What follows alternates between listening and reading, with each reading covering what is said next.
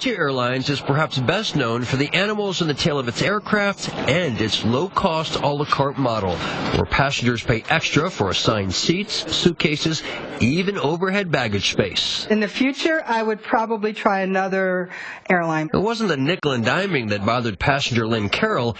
It was the sitting on the runway for 90 minutes after her plane landed. We kept saying, well, why aren't they just putting us into another gate? And then that's when we found out that there's not enough ramp people to accommodate us. Need to know that their customers are, they shouldn't be treated like freight. It was the same experience for Ernest Sandoval, stuck on the tarmac for 90 minutes with his 12-year-old daughter, who has autism. Once her anxiety starts going, our anxiety starts going, and it's just multiplying. Passenger Bill Holzman couldn't believe how his delay at LAX kept multiplying after Frontier gate agents told him his morning flight would only be delayed by an hour. We didn't actually get on the plane until 9:12 p.m. that evening. So 12 hours at the airport with no communication. Okay, so perhaps you're thinking that's just 3 individual complaints, but overall stats from the Department of Transportation don't flatter Frontier. The problem solvers decided to look at the most recent stats available, which happen to include the busy summer months of July and August. When it comes to on-time performance, Frontier ranked last, 12th, out of the 12 major airlines. Frontier was 11th out of 12 for mishandled baggage, 7th out of 12 for oversales when an airline bumps a passenger because the plane is overbooked, and finally, overall consumer complaints, again, nearly the worst, 11th out of 12. I don't know if I'd ever fly with them again. What do you want?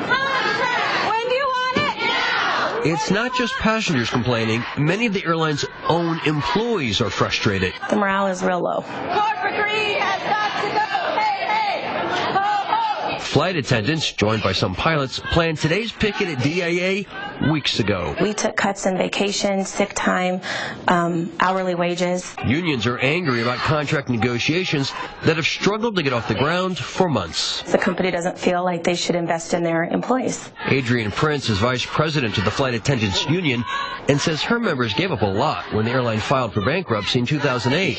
Now times are good. Frontier's adding 9 more planes next year, plus 800 flight attendants and 300 pilots. They're doing phenomenal. They're as profitable as they've ever been. Yet Captain Brian Ketchum says the airline isn't sharing profits with employees.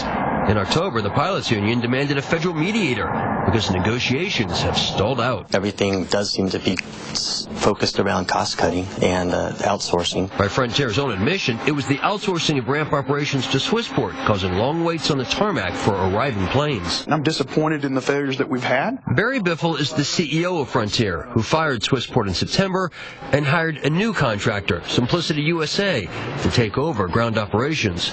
But employees say it was a bumpy transition, evidenced by these photos of corporate staff, including Barry himself, pitching in to work the ramp at DIA. If we weren't out there, I would have heard the opposite. Where were you? Obviously, they were thinking that management should be doing management stuff. Absolutely. Absolutely. I agree with you. I wasn't happy about having to fill in for a vendor. Biffle says Frontier now ranks 3rd best when it comes to fewest cancellations.